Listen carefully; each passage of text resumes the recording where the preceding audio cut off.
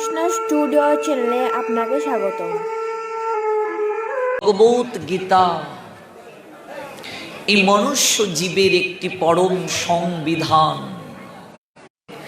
দরদ দিয়ে রোগ নিরাময় করেছেন ভগবান। অপূর্ব মধুর কথা অর্জুন শুনেছেন মন প্রাণ দিয়ে, মুখে তার কোনো কথা নেই, কেবল দু একটা জিজ্ঞাসা ছাড়া। বিষাদগ্রস্ত রোগী 18 অধ্যায় শেষে অনুভব করলেন তিনি সম্পূর্ণ সুস্থ। এই জীবনের বিশাল কর্মক্ষেত্রে আমরা সবাই পীড়িত, আমরা ভবরোগগ্রস্ত।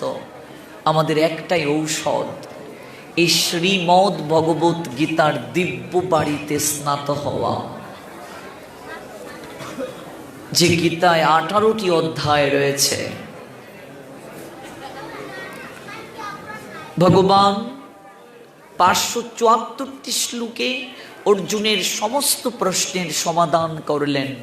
অর্জুন 85টি শ্লোকে ভগবানের নৈকট্যে প্রশ্ন করলেন, হৃদয়ের অভিব্যক্তি প্রকাশ করলেন। আর ভগবান 574টি শ্লোকে অর্জুনের হৃদয়ের আর্তনাদকে শ্রবণ করে মীমাংসা করলেন। মুখে তার কোনো কথা নেই। প্রথমে আত্মতত্ত্বের অপ্রাকৃত জ্ঞান শ্রবণ করে, তারপর কর্ম, তারপর জ্ঞান, ধীরে ধীরে কর্ম সন্ন্যাস এবং ধীরে ধীরে ভক্তির অপ্রাকৃত তত্ত্ব স্থাপনের প্রারম্ভিকায় বিশ্বরূপ দর্শন করিয়ে হৃদয় মাঝে ভক্তির বীজ বপন করার প্রারম্ভিকায় হৃদয়টাকে, ক্ষেত্রটাকে প্রস্তুত করলেন। অতঃপর ভক্তির বীজ বপন করে দিলেন। যে বীজ অঙ্কুরিত, পল্লবিত, পুষ্পিত করার মনোরথে ভগবান শ্রী গোবিন্দ একের পর এক উপদেশ মৃতে সবাইকে স্নাত করলেন। 18 অধ্যায় মোক্ষ যুগে 72 নং শ্লোকে গিয়ে প্রশ্ন করলেন ভগবান, কশ্চিৎ এতম শ্রুতম পার্থ তয়া একাগ্রেণ চেতসা কশ্চিৎ অজ্ঞান সম্মোহ প্রনষ্টতে ধনঞ্জয়। হে ধনঞ্জয়, তোমার কি অজ্ঞান জনিত মোহ বিদূরিত হয়েছে? তুমি কি যথাজ্ঞানে অবস্থিত আছো?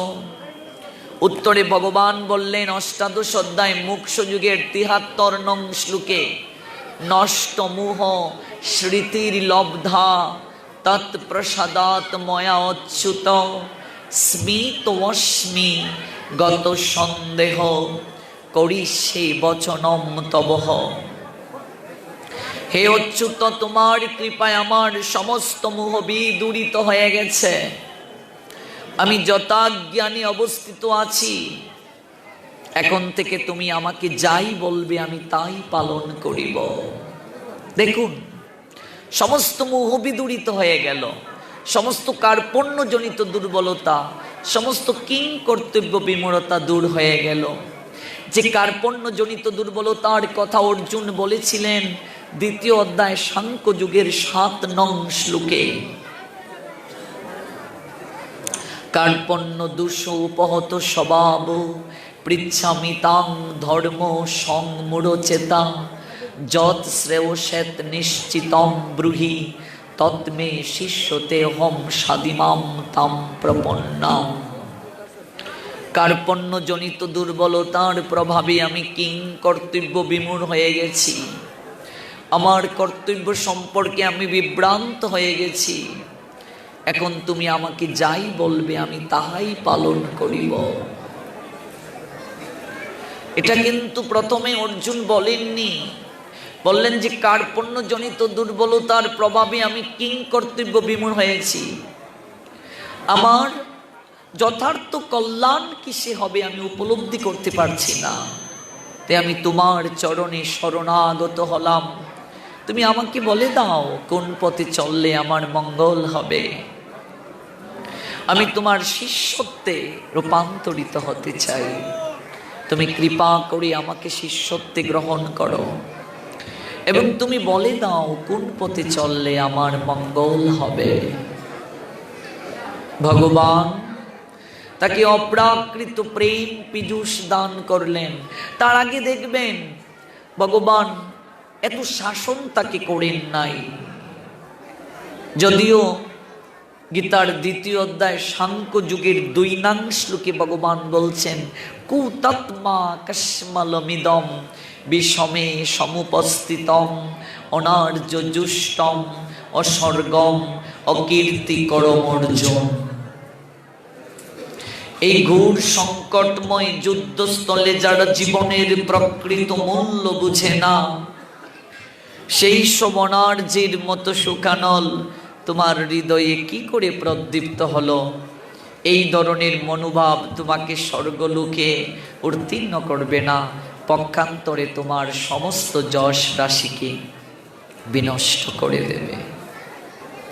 এই যে শ্লোকটা ভগবান বললেন, এই শ্লোকটার মাঝে ভগবানের পূর্ণ শাসন ছিল না অর্জুনকে।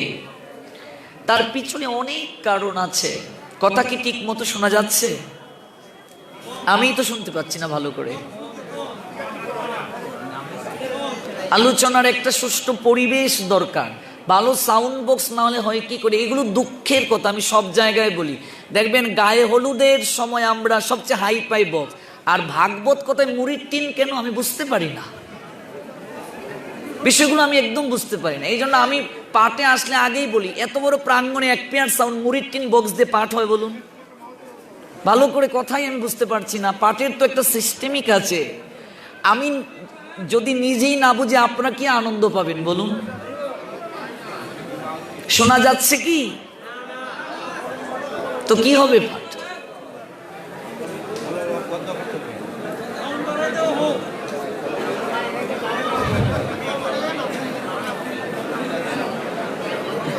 বক্সের তো ক্যালোরি কম। আগামীকাল ব্যবস্থা হবে, আপনারা নীরব থাকুন। আগামীকাল ব্যবস্থা হবে। আজ আমরা একটু কষ্ট করেই শুনি, আগামীকাল ব্যবস্থা হবে।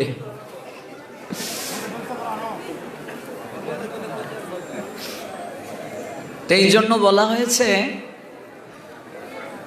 শ্রীমদ্ ভগবত গীতার যে প্রথম যে অধ্যায়, সেই প্রথম অধ্যায় মোট শ্লোক সংখ্যা হচ্ছে 46টি। ভগবানের কোন শ্লোক নেই সেখানে। অর্জুনের 21টি শ্লোক, সঞ্জয়ের 24টি, ধৃতরাষ্ট্রের 1টি শ্লোক।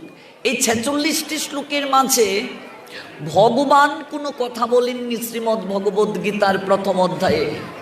তার পিছনে অনেক কারণ আছে বাবা। ভগবান কেন কথা বলেননি? প্রথম অধ্যায়টার নামই হচ্ছে অর্জুন বিষাদ যোগ। মানুষের জীবনে যদি বিষাদ না আসে, মানুষের জীবনে যদি দুঃখ না আসে, তাহলে সে কখনো ভগবানের প্রসাদ লাভ করতে পারে না।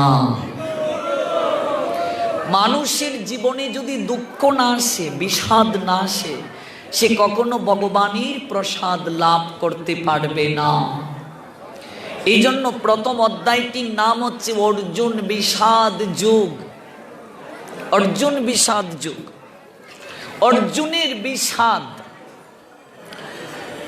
তো অর্জুনের বিষাদটা কি আমাকে জানতে হবে প্রথমে। অর্জুনের বিষাদের সঙ্গে আমাদের সম্পর্ক কি? আমরা কেন এটা শ্রবণ করব? অর্জুনের বিষাদ হয়েছে, আমরা কেন এটাকে শ্রবণ করব?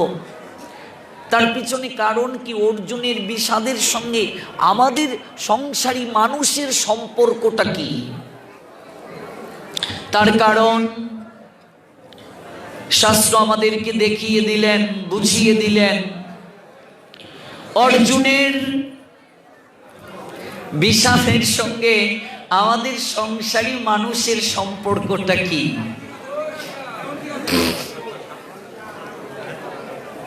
শ্রীমদ্ ভগবত গীতায় মোট 46টি শ্লোক। প্রথম অধ্যায়টা শুরু হয়েছে ধৃতরাষ্ট্রের মাধ্যমে। ধৃতরাষ্ট্র গীতা শুরু করলেন। কাকে বললেন? সঞ্জয়কে। ওই সঞ্জয়টাকে গবললেন, মুনির পুত্র হচ্ছেন সঞ্জয়। ওই সঞ্জয়ের মাধ্যমে ধৃতরাষ্ট্র অপ্রাকৃত কথা, এই যে ভগবান অপ্রাকৃত কথা বলছেন, এই কথা তথা যুদ্ধের সমস্ত বিবরণ ঘরে বসে শ্রবণ করার অপ্রাকৃত আশীর্বাদ পেলেন। আশীর্বাদটা কার কাছে পেলেন? কৃষ্ণ দ্বৈপায়ন বেদব্যাসের কাছ থেকে।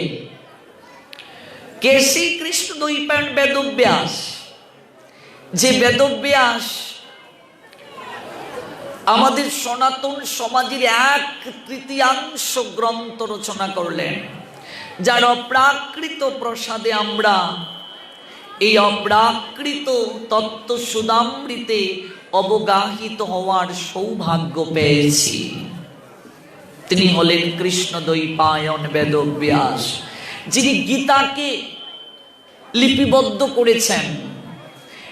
এই গীতা লিপিবদ্ধ হওয়ার পূর্বে, অর্থাৎ এই যে ছাপাখানা আবিষ্কৃত হয়েছে, অর্থাৎ পুস্তক আকারে গীতা আসার পূর্বে, তখনও তো গীতা ছিল। কিভাবে ছিল? এটা ছিল শ্রুত লিপির মাধ্যমে।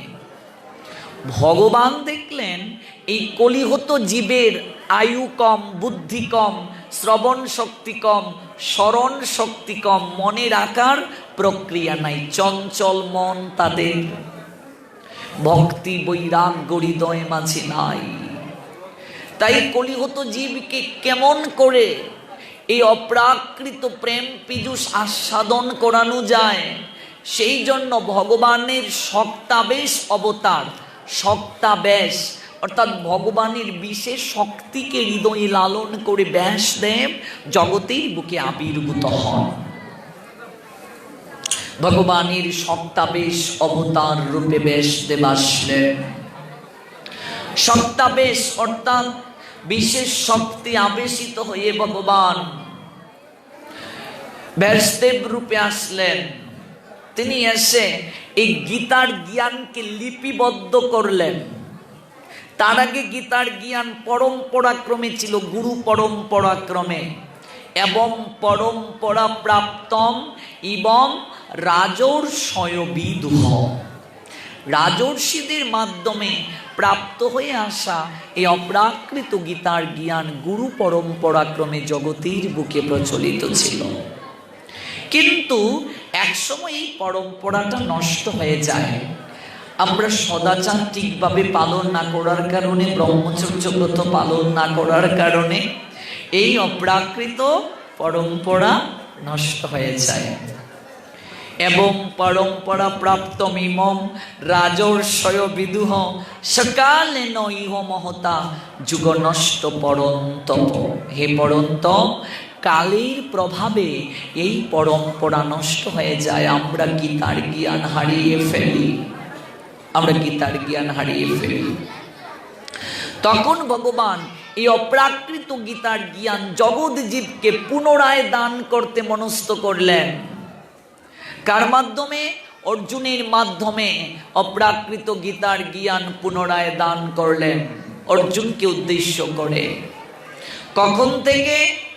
আজ থেকে আনুমানিক 5000 বছরের আগে ভারতের হরিয়ানা রাজ্যের কুরুক্ষেত্রে সরস্বতী নদীর তীরে জ্যোতিষর নামক জায়গায় অগ্রহায়ণ মাসের শুক্ল পক্ষের মুখ্যদা একাদশী রোজ রবিবার সকাল আনুমানিক 8:30 ভেতরে একটা বটবৃক্ষের নিচে বসে অর্জুনকে উপলক্ষ করে জগতের সবাইকে এই অপ্রাকৃত গীতার জ্ঞান দান করলেন। আমরা পেলাম এই অপ্রাকৃত তত্ত্ব। কিন্তু প্রশ্নটা সেই জায়গায় নয়। প্রশ্নটা হচ্ছে এই যে আমরা 18 অধ্যায় সম্বলিত গীতা পেলাম। দেখুন, গীতা 18 অধ্যায়, 18 দিনে মহাভারতের যুদ্ধ হয়েছিল, তা তো সবাই জানেন। 18 অক্ষণী সৈন্য কুরুক্ষেত্রের যুদ্ধে অংশগ্রহণ করেছে। 18টা পুরাণ, 18টা উপপুরাণ, 108টা উপনিষদ। এই যে আমরা হরিনাম জপ করি, জপমালায় দেখবেন 108টা গুটি।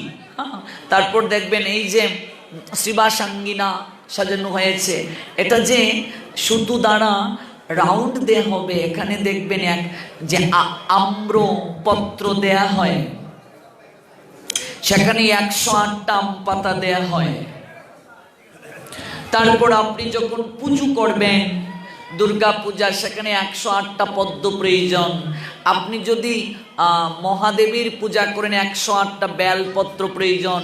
আপনি যদি ভগবান বিষ্ণু কিংবা নারায়ণের পূজা অর্চনা করেন 108টা সেখানে তুলসী পত্র প্রয়োজন। তাহলে দেখুন এই যে একটা সম্পর্ক, 108, 108 মালায় গুটি, 108টা আম পাতা, 108টা বেলপাতা, 108টা তুলসী পত্র, 108টা পদ্ম। আচ্ছা, সব জায়গায় 108 কেন বাবা? 107 হলেও তো পারতো, 106 হলেও তো পারতো, কিংবা 109 হলেও তো পারতো, একটা বেশিও হতে পারতো। 108 কেন? তাছাড়া 18 সংখ্যাটারও এমন কি গুরুত্ব? 18 দিনই কুরুক্ষেত্রের যুদ্ধ হলো, 18টা পুরাণ, 18টা উপপুরাণ। তারপর আমরা দেখতে পাই 18 অধ্যায় গীতা, সব জায়গায় 18। ওই 18 সংখ্যাটা কেন আর 108 কেন? নিশ্চয়ই তার পিছনে কোনো কারণ আছে। এগুলো কি কখনো ভেবেছেন? এই কারণগুলো কি? 18টা কেন? 18 দিনে কুরুক্ষেত্রের যুদ্ধ কেন? 18 অধ্যায় গীতা কেন?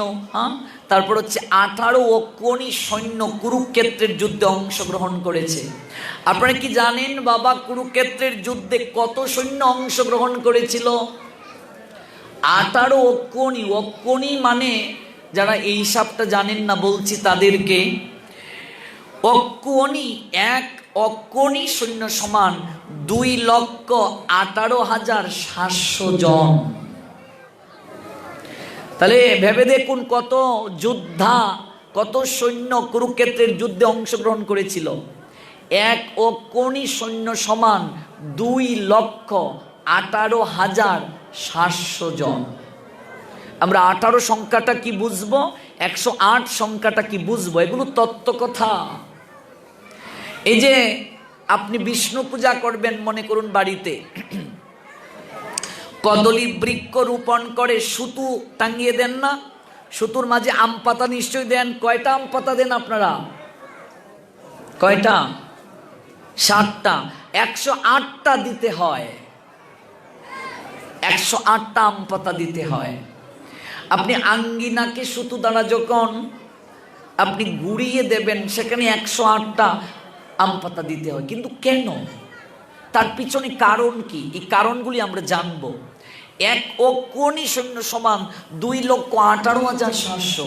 আবার এই এক অক্ষৌণী সৈন্যকে আবার 4টি ভাগে বিভাজন করা হয়েছে। 4টি ভাগ কি?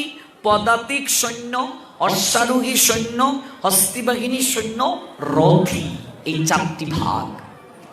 এই 4টি ভাগের মাঝে পদাতিক সৈন্য 1,09,350 জন, অশ্বারোহী সৈন্য 65,610 জন, হস্তি বাহিনী 21,870 জন, রথী 21,870 জন।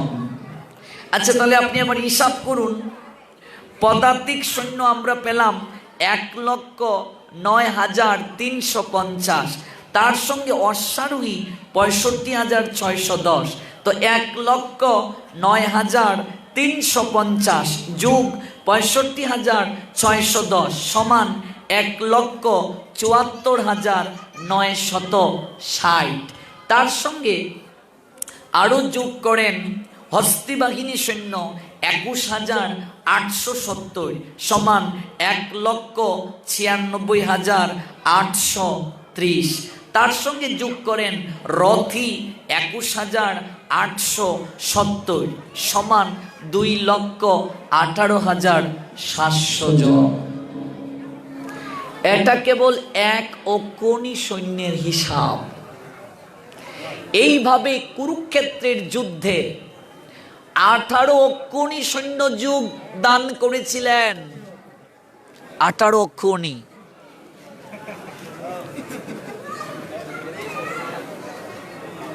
জমিতে।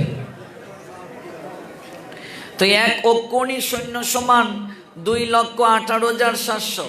তাহলে 18 অক্ষৌণী সৈন্য সমান 2,18,700 গুণ 18 সমান 39,36,600 জন। অর্থাৎ কুরুক্ষেত্রের যুদ্ধে, মহাভারতের যুদ্ধে 39,36,600 জন যোদ্ধা অংশগ্রহণ করেছিলেন। ভাবা যায়, 39,36,600 জন। ভেবে দেখো বাবা, কত বড় যুদ্ধ। 39,36,600 জন। আচ্ছা, তাহলে আরেকটা প্রশ্ন আসতে পারে আমাদের মাঝে, আমাদের মনে, তাহলে পাণ্ডবদের পক্ষে কতজন অংশগ্রহণ করেছিল, কৌরবদের পক্ষে কতজন অংশগ্রহণ করেছিল? আপনি মহাভারত না বুঝলে গীতা বুঝবেন না।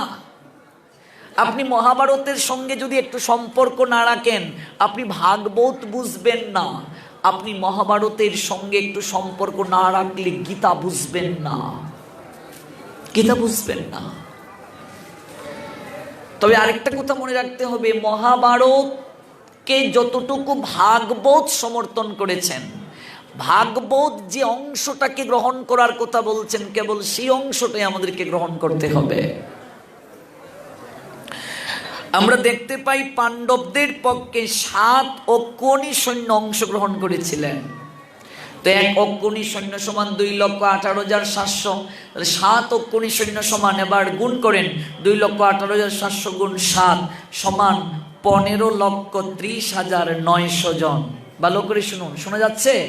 পাণ্ডবদের পক্ষে 15,30,900 জন। কৌরবদের পক্ষে কত? 11 অক্ষৌণী। তো 1 অক্ষৌণী সৈন্য সমান 2,18,700। তো 11 অক্ষৌণী সৈন্য সমান 2,18,700 গুণ 11 সমান 24,05,700 জন। এটা কৌরবদের পক্ষে। কৌরবদের পক্ষে 24,05,700 আর পাণ্ডবদের পক্ষে 15,30,900। আবার গুণ করেন, আমরা এতক্ষণ করলাম, এই দুটোকে যদি আমরা সমষ্টি করি, মানে যোগফল করি, 24,05,700 যোগ 15,30,900, তাহলে দেখা যাচ্ছে আমরা পাই 39,36,600 জন। এ হচ্ছে কুরুক্ষেত্রের যুদ্ধে মোট সৈন্য অংশগ্রহণ করেছিলেন। 39,36,600 জন কুরুক্ষেত্রের যুদ্ধে অংশগ্রহণ করেছিলেন।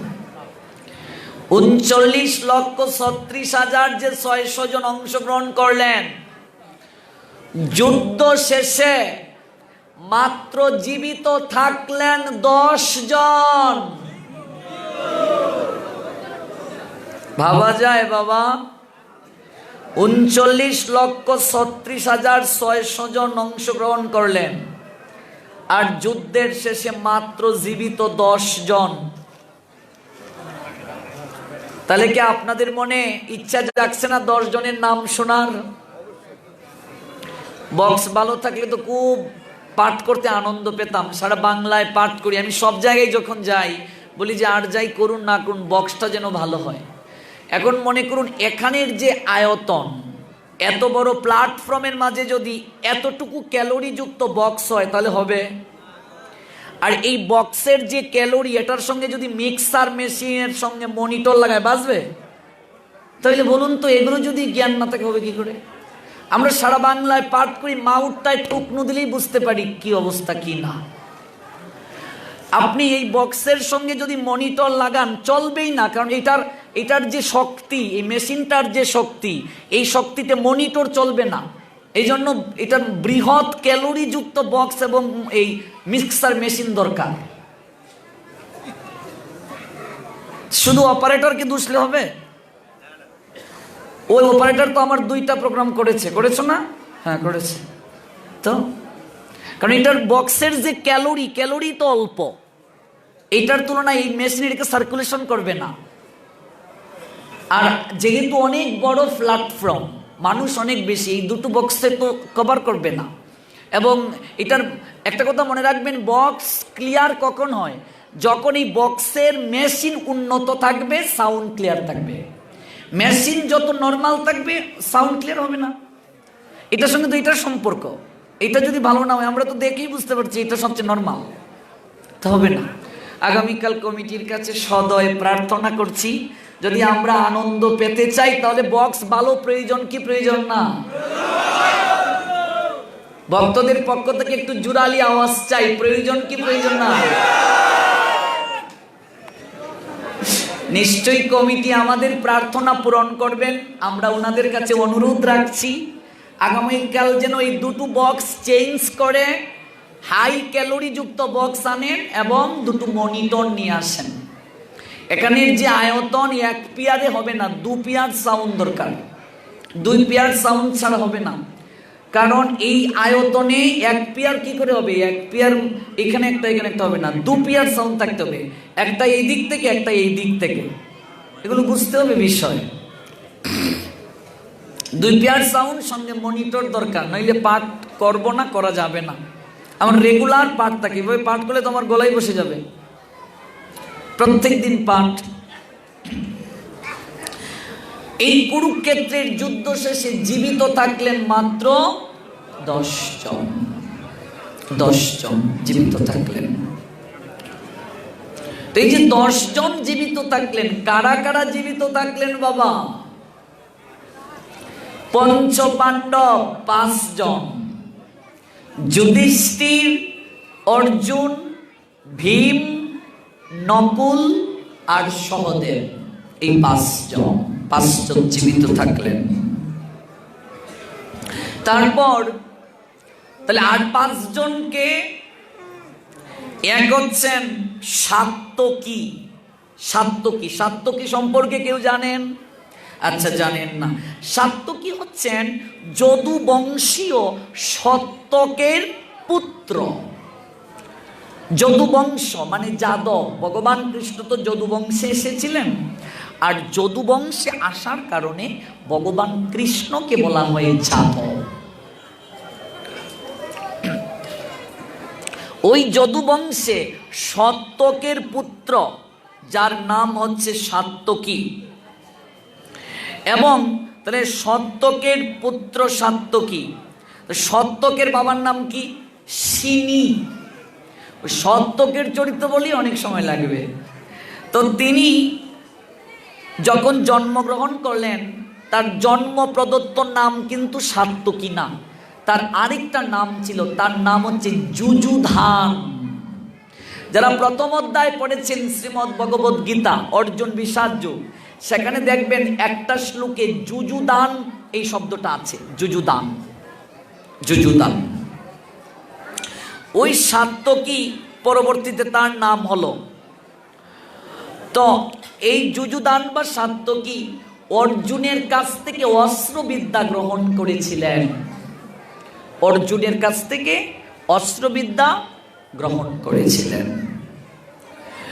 যেহেতু অর্জুনকে তিনি শিক্ষাগুরু রূপে গ্রহণ করলেন, আমাদের শাস্ত্র বলছেন, চাণক্য পণ্ডিত তিনি বলছেন, একজন শিক্ষাগুরুকে, শিক্ষক যিনি তাকে শিক্ষাগুরু বলে, টিচার।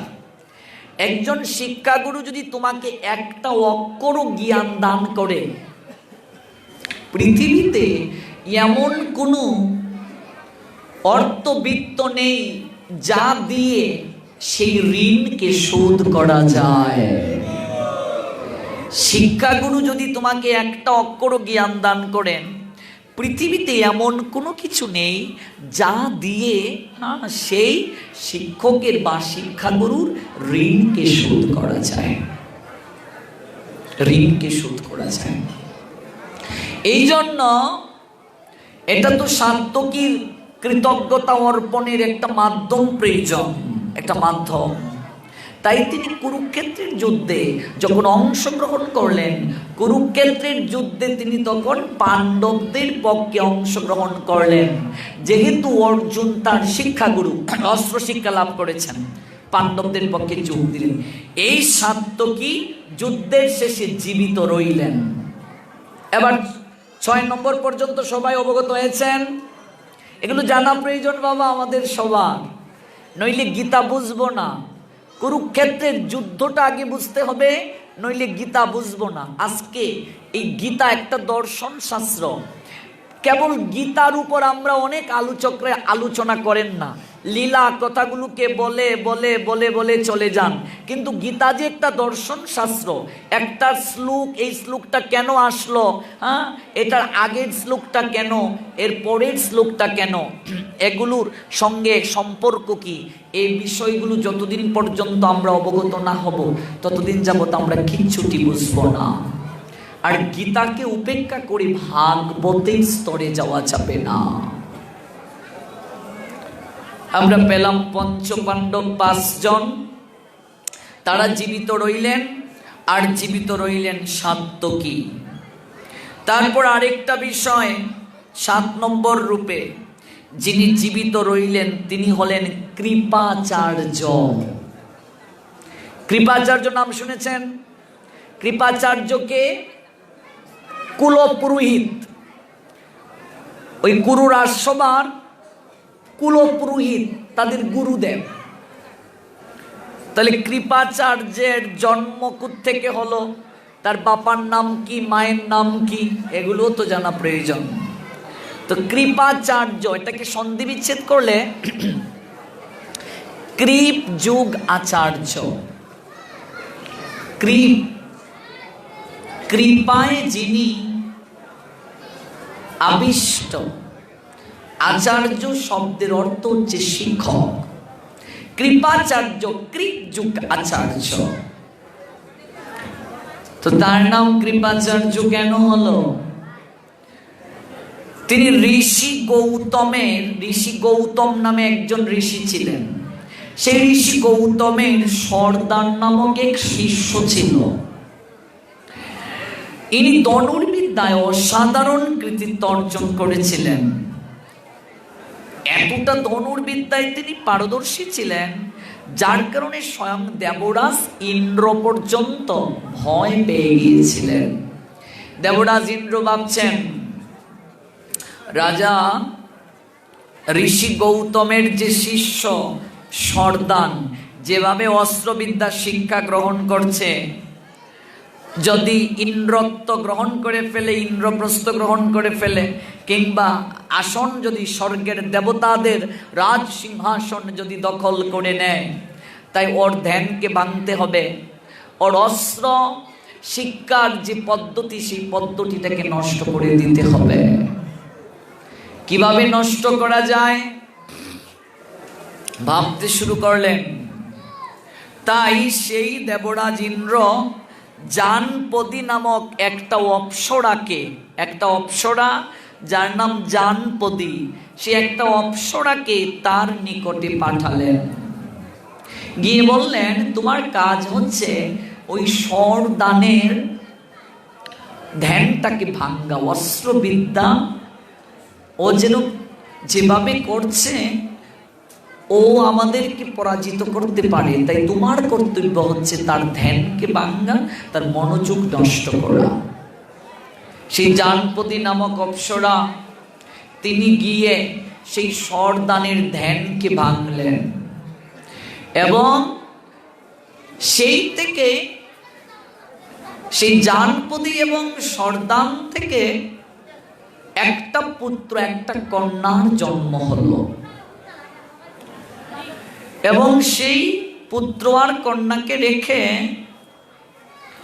সরদান তো গেলেন, এদিকে রাজা শান্তনু, শান্তনু রাজা, তিনি মৃগয়ায় বের হয়েছিলেন, হরিণ শিকারে। মৃগয়ায় বের হয়ে গিয়ে দেখলেন, এই কি এত সুন্দর ফুটফুটে একটা ছেলে একটা মেয়ে। তিনি কৃপা করে তাদেরকে কুলে তুলে নিলেন এবং ঘরে ফিরে আসলেন রাজত্বে। রাজত্বে যখন ফিরে আসলেন, কৃপা করে নিয়ে আসলেন, এই জন্য ছেলেটার নাম রাখলেন কৃপ আর মেয়েটার নাম রাখলেন কৃপি। ঠিক আছে? এগুলো ইতিহাস, এগুলো না জানলে আপনি বুঝবেন না কিছু। ইতিহাসগুলো জানতে হবে। একটা ছেলে একটা মেয়ে, ছেলেটার নাম ক্রিপ আর মেয়েটার নাম হচ্ছে কৃপি। ক্রিপ এবং কৃপি। পরবর্তীতে এই ক্রিপ তিনি কি করলেন, তিনি সর্দানির কাছ থেকে সমস্ত অস্ত্রবিদ্যা গ্রহণ করলেন।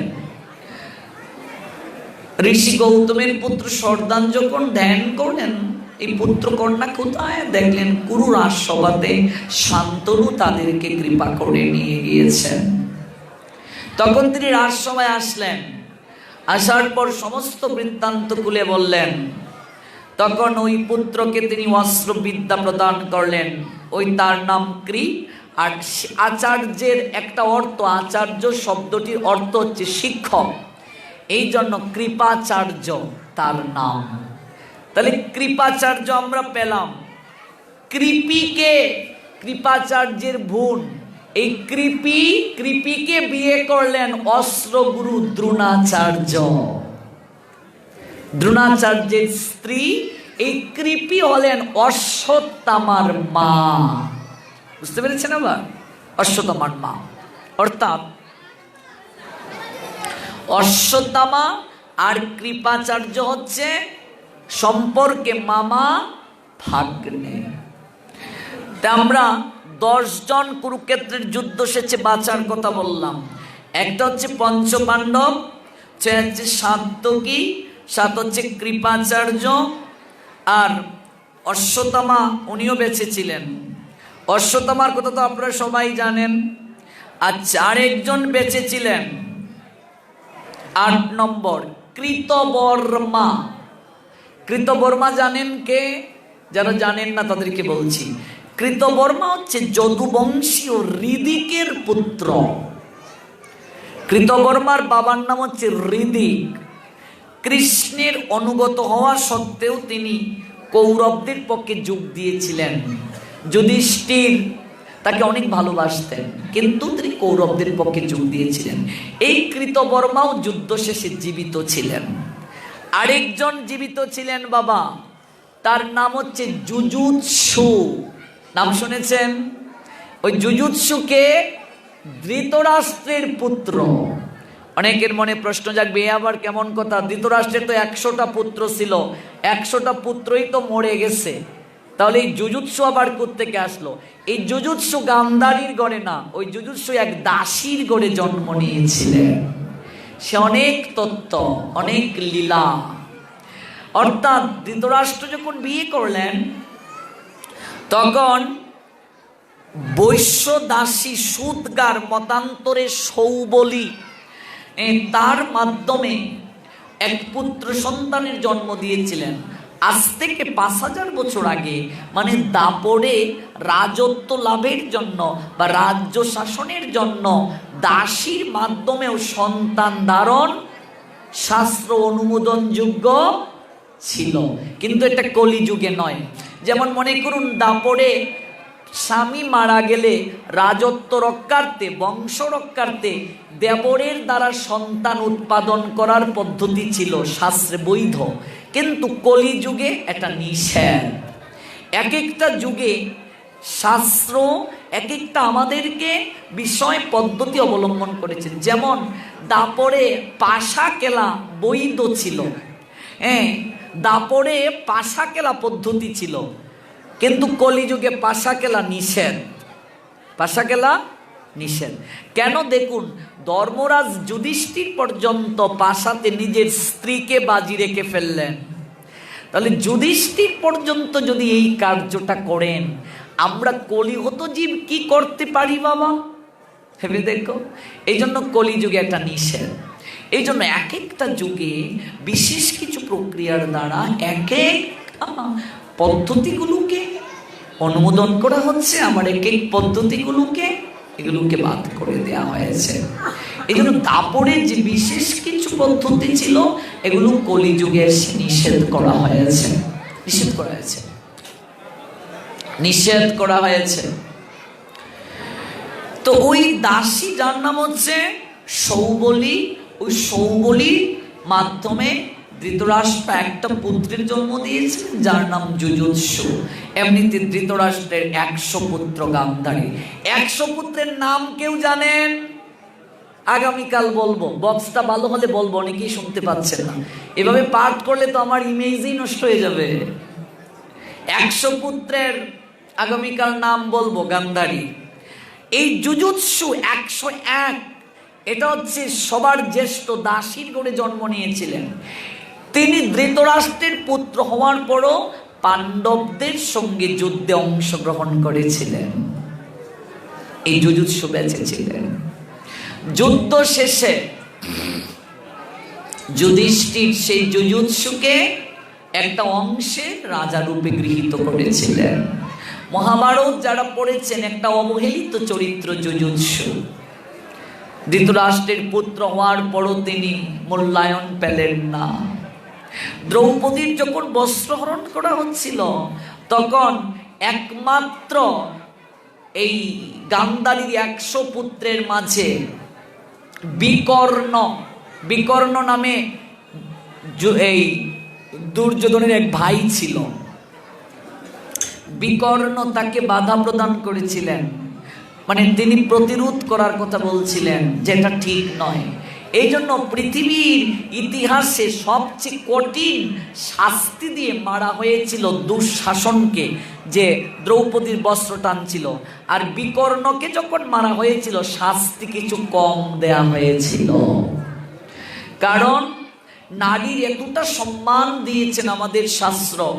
এই নারীর যদি কেউ অসম্মান করে, নারীর বস্ত্রকে যদি কেউ হরণ করে, তাহলে তার কতটা শাস্তি হবে, এটা জগৎ জীবকে দেখিয়ে দিলেন, জগৎ সংসারী জীবদেরকে দেখিয়ে দিলেন। নারীর সম্ভ্রমকে যদি কেউ হরণ করে, নারীর কাপড় টানল দুঃশাসন, পৃথিবীর ইতিহাসে সবচেয়ে কঠিন শাস্তি দিয়ে দুঃশাসনকে মারা হলো। বিকর্ণ বাধা প্রদান করেছিল, এই জন্য বিকর্ণকে কম শাস্তি দেওয়া হয়েছিল। আর যুযুৎসু, উনি কৌরবরা অধর্মের পক্ষে আছে, তাই তিনি সেটা উপলব্ধি করে কৌরবদের পক্ষে যোগ দিলেন না। যদিও তিনি ধৃতরাষ্ট্রের পুত্র, কিন্তু তিনি যোগ দিলেন পাণ্ডবদের পক্ষে। এই হচ্ছে 10 জন। নাম মনে থাকবে, ভালো করে জেনে নেন। পঞ্চ পাণ্ডব 5 জন, যুধিষ্ঠির, অর্জুন, ভীম, নকুল, সহদেব 5 জন। তারপর 6 নম্বরে কে আছে? 6 নম্বর আছে সাত্যকী, 7 নম্বরে কৃপাচার্য, 8 নম্বরে কৃতবর্মা, 9 নম্বরে অশ্বত্থমা, 10 নম্বরে যুযুৎসু। এই 10 জন কুরুক্ষেত্রের যুদ্ধে জীবিত ছিলেন। 18 দিন যুদ্ধ শেষে আমরা আগামীকাল এই তত্ত্ব বলবো, 18 সংখ্যাটার কি গুরুত্ব আমাদের শাস্ত্রে। আমরা আগামীকাল শুনবো 108 সংখ্যাটার মহিমা কি, কেন 108টা বেলপত্র দিতে হয়, কেন 108টা তুলসী পত্র দিতে হয়, কেন 108টা আম পাতা এভাবে গুছিয়ে দিতে হয়, কেন এই জপমালার মধ্যে 108টা গুটি আছে। তারপর হচ্ছে আমরা কেন 108টা আমরা দেখতে পাই যে উপনিষদ, 18টা পুরাণ আছে, 18টা উপপুরাণ আছে, 18 দিনের যুদ্ধ, তারপর হচ্ছে 18 অধ্যায় গীতা, সবকিছু 18, 108। এই দুটা সংখ্যার অনেক মহিমা আছে। এগুলো গৌর হরির কৃপা হলে আমরা আগামীকাল শ্রবণ করব। আগামীকাল যথাসময়ে অপ্রাকৃত কথা শ্রবণ করার বিনম্র প্রার্থনা করে আজকের মতো এখানে আলোচনা বিশ্রাম টানছি। কারণ মনে রাখবেন, সুস্বাদু অল্প খেলেও অনেক সন্তুষ্ট পাওয়া যায়। এইভাবে পাঠ করাটা কিছুই আনন্দ হচ্ছে না। সবাই চলুন আমরা একটু কীর্তন করি।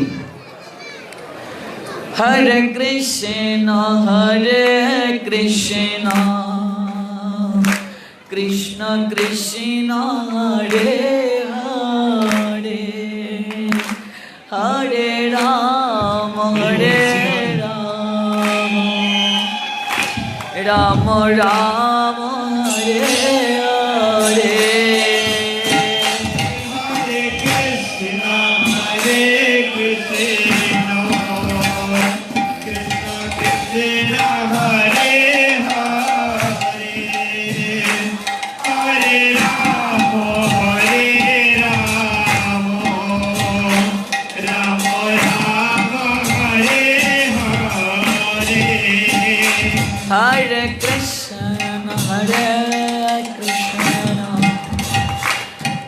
Krishna Hare Hare Hare Rama Rama Rama Hare Hare Hare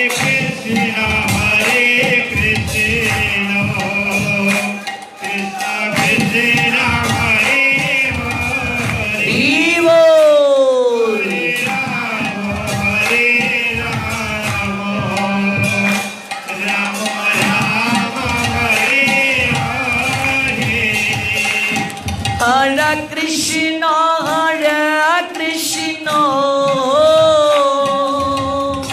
Krishna Krishna Hare Hare Vivo Hare Rama Rama Rama Hare Hare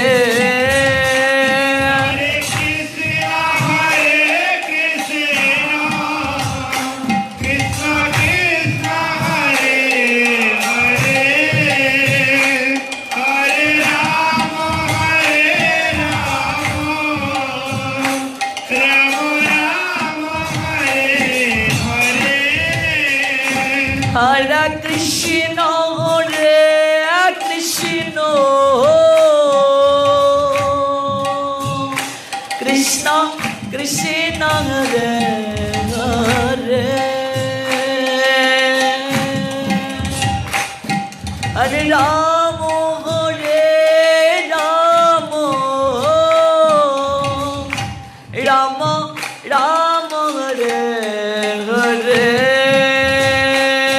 Krishna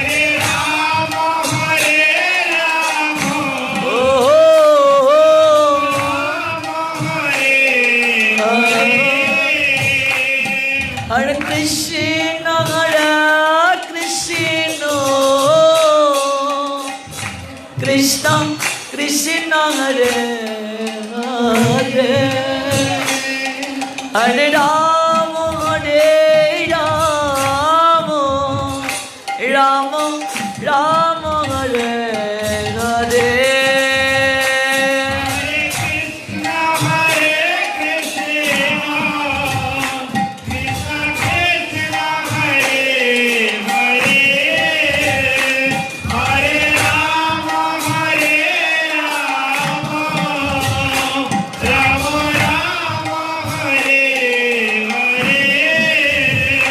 Hare Krishna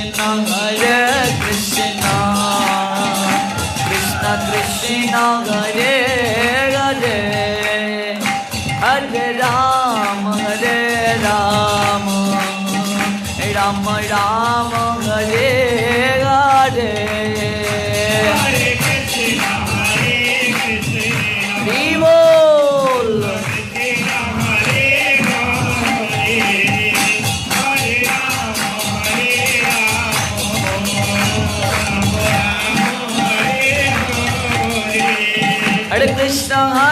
Krishna Krishna Krishna Hare Hare Hare Rama Rama Rama Hare Hare Hare Krishna Krishna Krishna Hare Hare Hare Rama Rama Rama Hare Hare Hare Krishna Krishna Krishna Hare Hare Hare Rama Rama Rama Hare Hare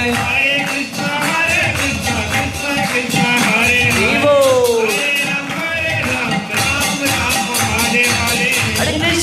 Hare Krishna Krishna Krishna Hare Hare Hare Rama Rama Rama Hare Hare Hare Krishna Krishna Krishna Hare Hare Hare Rama Rama Rama Hare Hare Vivo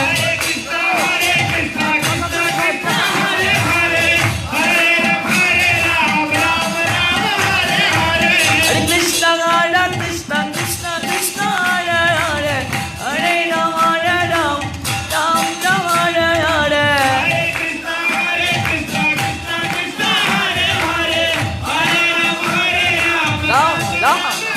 সবার জন্য মহাপ্রসাদের ব্যবস্থা আছে, সবাই প্রসাদ নিয়ে যাবেন। হরে কৃষ্ণ কৃষ্ণ কৃষ্ণ হরে হরে, হরে রাম রাম রাম হরে হরে। সবাই প্রসাদ নিয়ে যাবেন। কৃষ্ণ হরে কৃষ্ণ কৃষ্ণ কৃষ্ণ হরে হরে, হরে Ram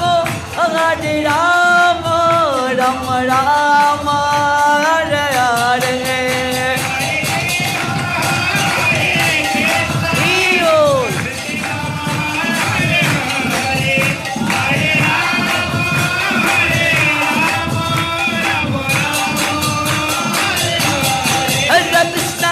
Krishna Krishna Krishna Hare Hare, Hare Ram Ram Ram Hare Hare।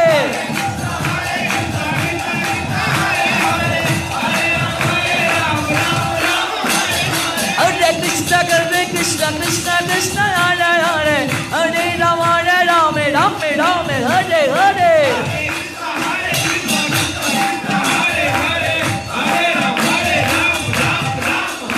Hare Krishna Krishna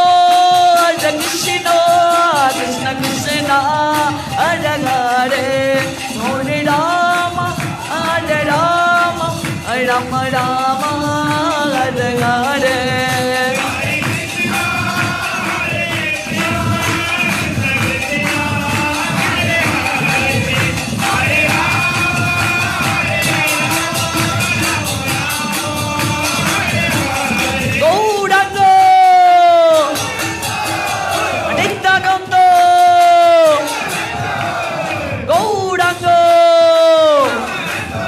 Hare Krishna Krishna Krishna Krishna Hare Hare, Hare Ram Ram Ram Hare Hare।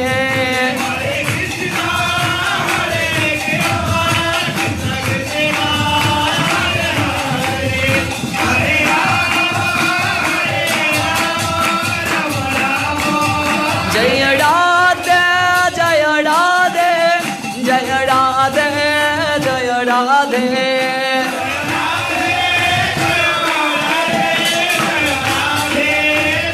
Radhe Radhe Radhe Radhe, O Radhe Radhe Shame Radhe, Radhe Radhe Radhe Radhe, Jai Radhe Jai Radhe Jai Radhe Jai Radhe।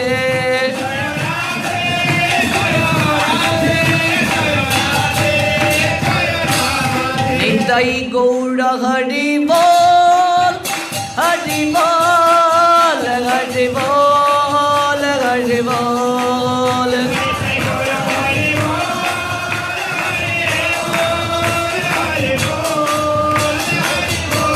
ও নিতাই নিতাই নিতাই নিতাই নিতাই নিতাই গৌর নিতাই, গৌর হরি বল, হরি বল, হরি বল, হরি বল। নিতাই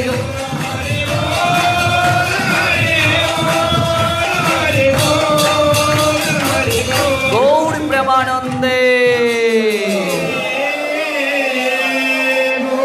আগামীকাল শ্রবণের বিনম্র প্রার্থনা জানিয়ে আজকের মতো এখানেই কৃষ্ণ কথা আলাপন বিশ্রাম টানছি। সবাই প্রসাদ নিয়ে যাবেন। ভিডিওটি আপনার ভালো লাগলে লাইক, কমেন্ট এবং সাবস্ক্রাইব করুন।